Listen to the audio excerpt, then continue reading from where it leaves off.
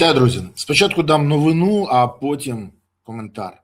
Обстановка в районі населеного пункту Миропільське Краснопільської громади Сумської області залишається напруженою. Внаслідок інтенсивних бойових дій, переваги противника в силах і засобах, підрозділи Сил оборони України, щоб зберегти життя особового складу, перемістилися на нові підготовлені рубежі, де продовжують утримати оборону. Це повідомлення 14-го армійського корпусу сухопутних військ Збройних сил України. Мені дуже не подобаються жарти, коли кажуть, що наздалегідь підготовлені позиції. Це добре, коли є позиції, куди можна відкатитися. Бо у нас під Бахмутом було навпаки. Позицій не було. Треба було копати їх самим. Так от, я навіть сумніву не маю, що відхід відбувається через шалену перевагу ворога у кількості наступаючих і нестачу особового складу у нас. Звідки знаю?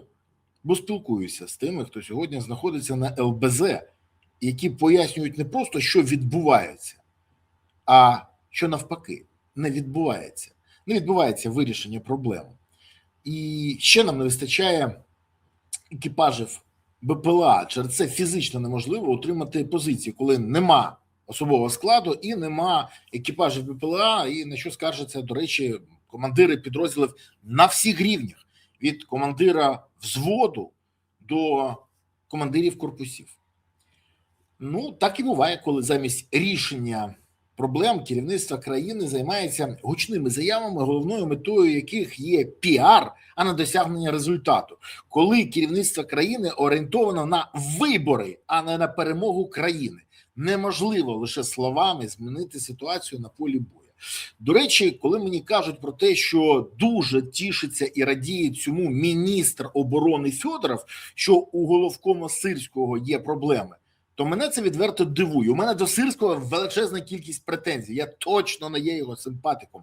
Але коли міністр оборони, який нещодавно ще торгував пігулками від похудіння для схуднення, сьогодні тішиться тим, що є проблема у головкома, замість того, щоб вирішувати проблеми, які йому делегував президент і сказав вирішити проблему мобілізації, то мені здається, що він або не сповна розуму, або його корпоративні ігри зайшли вже не туди.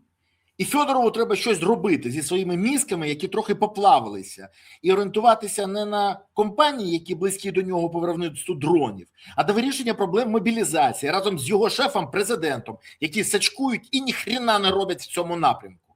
Але й далі лунають гучні реляції замість вирішення проблем мобілізації, СЗЧ, термінів служби, корупції на забезпеченні ЗСУ, вітанічка Федорову і Міндічу, обмежену пропускну здатність навчальних центрів і відсутність держфінансування на створення нових.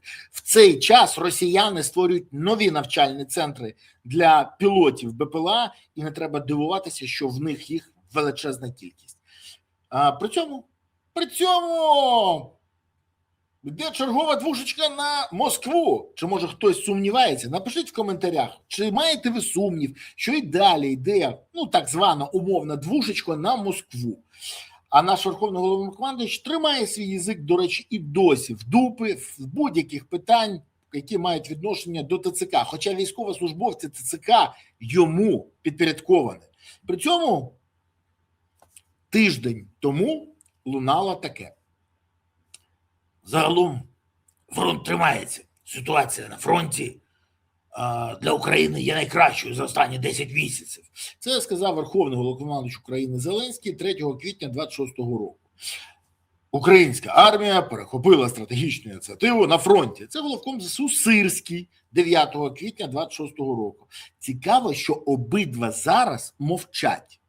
Як мовчить і Федоров, який чомусь не може вирішити проблему мобілізації. Легше ж робити гучні заяви про те, до чого ти не маєш відношення, і тихо радіти, і про що розповідають злі язики з Міністерства оборони, невдачам твого опонента. Бо конфлікт між Федоровим і Сирським вже не є таємним не для кого.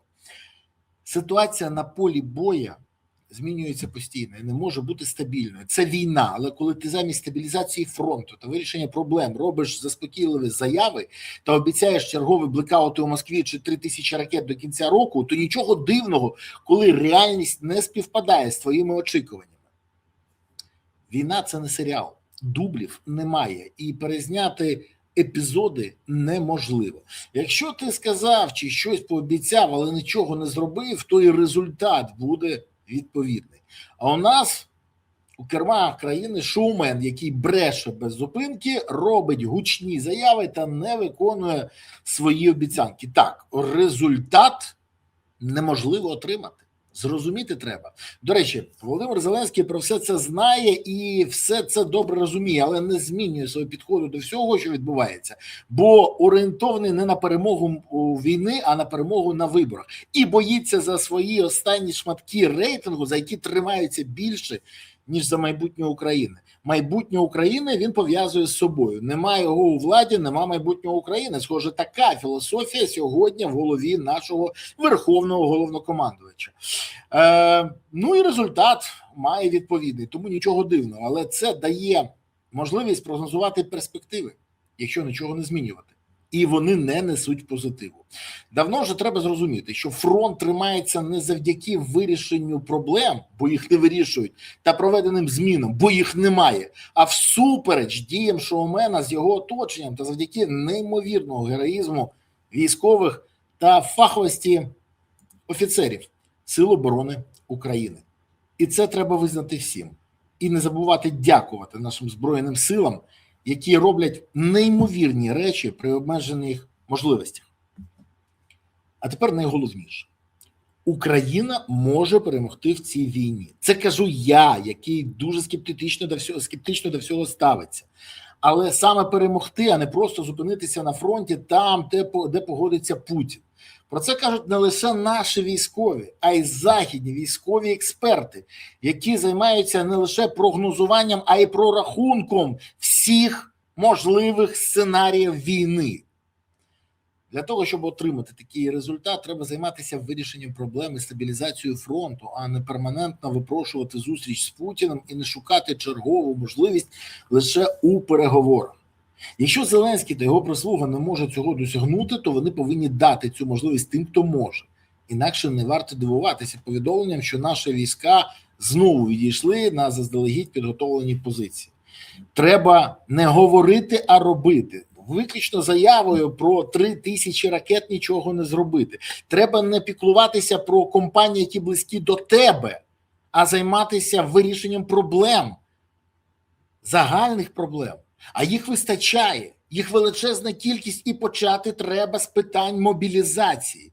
Це слово боїться Зеленський. Боїться, як і слово перемога, бо обидва слова він не говорить. Він постійно робить заяви. У мене добрі стосунки з Трампом, я хочу побачити Путіна. Да не треба нічого казати. Мовчати треба з цих питань, а займатися рутиною. Тою, для якої його обирали. Бо ті кроваві травневі шашлики, які він пообіцяв, комом в горлі стоять Україні. Зеленський повинен системно та ретельно займатися питанням мобілізації, мотивації, вирішення питання СЗЧ, боротьбою з корупцією в своєму оточенні на забезпеченні ЗСУ. Але коли на корупції побудована лояльність трону, ніхто не буде боротися з тим, що забезпечує вірність слуг. Через це і маємо проблеми. Тому ще раз хочу сказати, те, що відбувається на фронті, це наслідки дій, або верніше бездіяльності Верховного Головнокомандувача, він же президента, він же головного шоумена країни Володимира Зеленського. Якщо все залишити як є, про позитивні новини не варто і думати. А те, що Росія не хоче закінчувати війну, це лежить на поверхні. Тому збільшення ударів по нафтопереробній галузі Росії, збільшення ударів по логістичних цепочках Росії, збільшення ударів по всьому, що й наповнює бюджет Росії, і вирішення проблем ЗСУ є запорукою того, що не просто можна стабілізувати фронт, а згодом через правильні дії рішення і через вирішення проблем досягнути перемоги. Перемоги – це те слово і та дія, про яку Зеленський сьогодні навіть не згадує. А нам про це треба пам'ятати. Дякую, що дивилися, дякую, що підписалися, поставили вподобайку і прокоментували. Окрема подяка за те, що підтримуєте Збройні Сили України. Бо тільки вони, Сили оборони України, ЗСУ, можуть дати майбутнє країни. Тому донатьте на ЗСУ, приєднуйтесь до ЗСУ і допомагайте ЗСУ, щоб у України було гідне майбутнє. Гуртуємось навколо інтересів ЗСУ, і тоді справді все буде Україна. Дякую вам. Па-па.